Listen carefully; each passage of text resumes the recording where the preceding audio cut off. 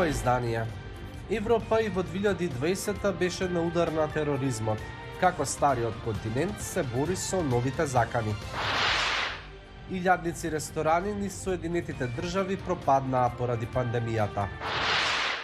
Божик во време на коронавирус. Како празнуваат американците? Останете со нас, ќе ви кажеме повеќе. Поздрав од Вашингтон, јас сум Никола Крстик, а ова е Гласот на Америка на македонски јазик. И во 2020 Европа повторно се справуваше со терористички закани на својата територија. Хенри Риджвел направи анализа за тоа како Европската Унија се обидува да ги зачува своите вредности, без при тоа да ги отуги малцинските заедници. Франција уште еднаш беше мета на бројни терористички инциденти во Европа 2020. Во септември, нападите од минатото се вратија како ноќна мора. 4 лица беа ранети со напад со нож пред париските канцеларии на сатиричното списание Чарли Ебдо.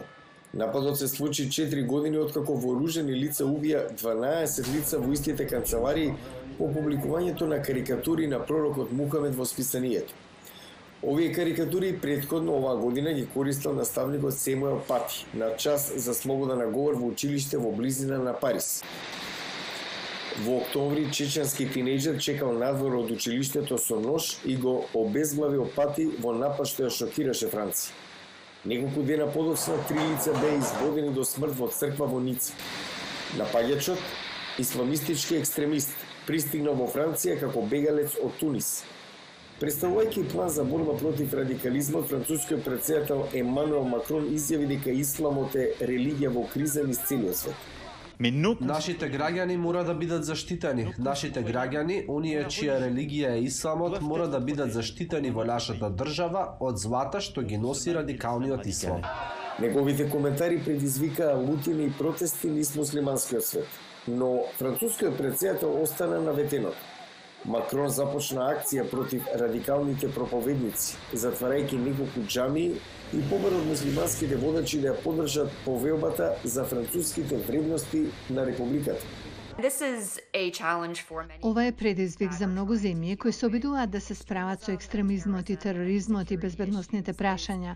Како вие, како држава, да реагирате за спречување напади и донесување сигурност без истовремено да ги отуѓите граѓаните, без да гиускратите граѓанските слободи или чувството за културна интеграција.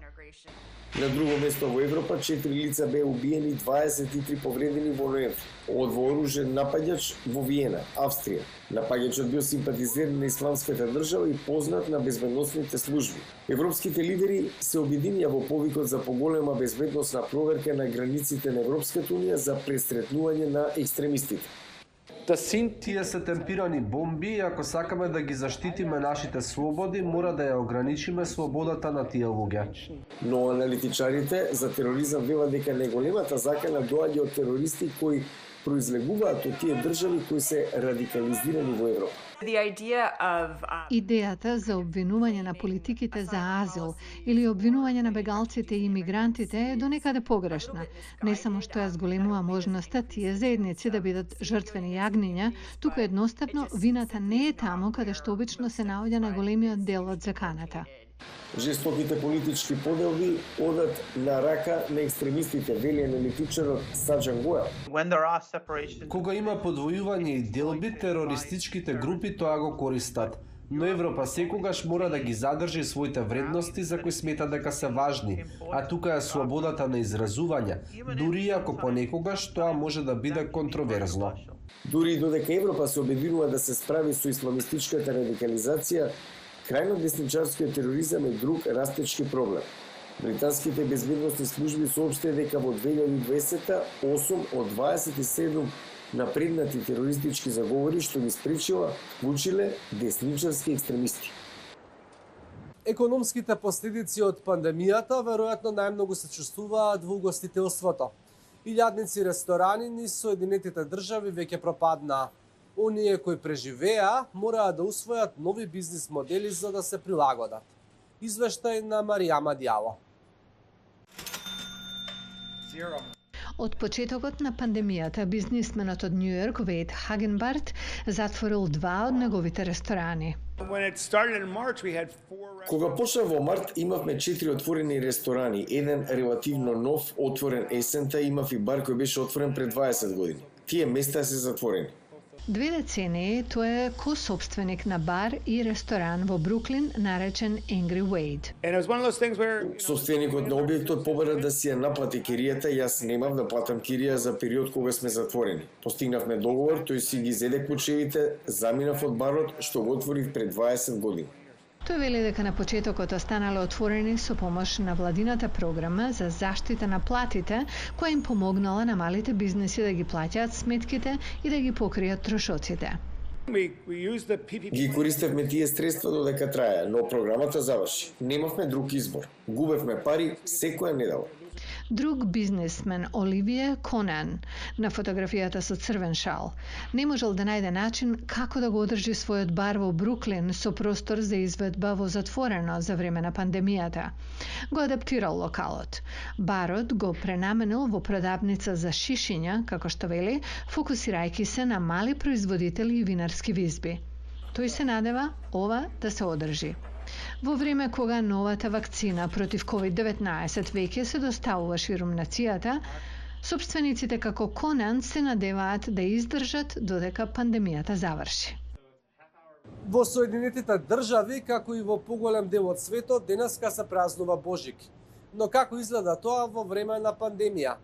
Вероника Иглесијас за атмосферата годинава. Майкл Бейкер, поранешен телевизиски продуцент, не можеше да дозволи COVID-19 да ја спречи изведбата на сезонската приказна Christmas Carol. Тој најде начин само двајца актери да имаат изведба во живо во исто време, комуницирајќи преку анимирани проекции со остатокот од тимот. Сите овие сцени се анимирани и вклучени во системот. Замислете само колку штедиме на овој начин.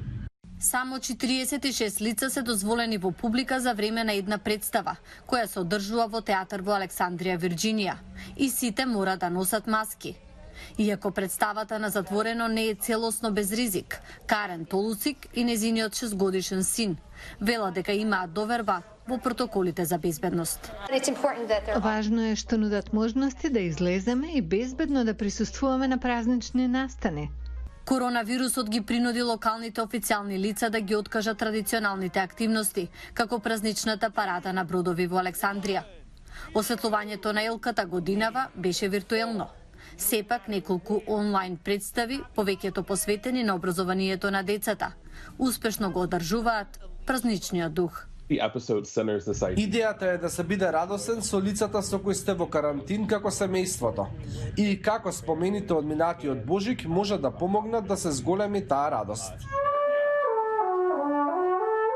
Божич не може да помине без традиционалната празнична музика, но музичарите мораат да се адаптираат на изведба на отворено. Вообичаено, никој не би држал концерти на студ. Ние моравме да купиме не само столици, туку и грејачи. Изминативе 6 месеци, 1500 лица присуствувале на 40 класични концерти на оваа локација, со строги мерки за социјално дистанцирање. Иако Роберт Риерден вели дека му недостигаат изведбите во Националниот симфониски оркестар, сепак е благодарен за напорите секој да биде заштитен. Може да чувствувате со кого го делите искуството, дури и на оддалеченост од 2 метра. Има локации кои на вистина најдоа начин безбедно и ефикасно да се организираат, правејќи го ова искуство уште попријатно. Тоа е се за ова издание на Newsflash. Многу повеќе на glasnaamerika.com. Поздрав од Вашингтон и среќен Божик на оние што денеска го слават.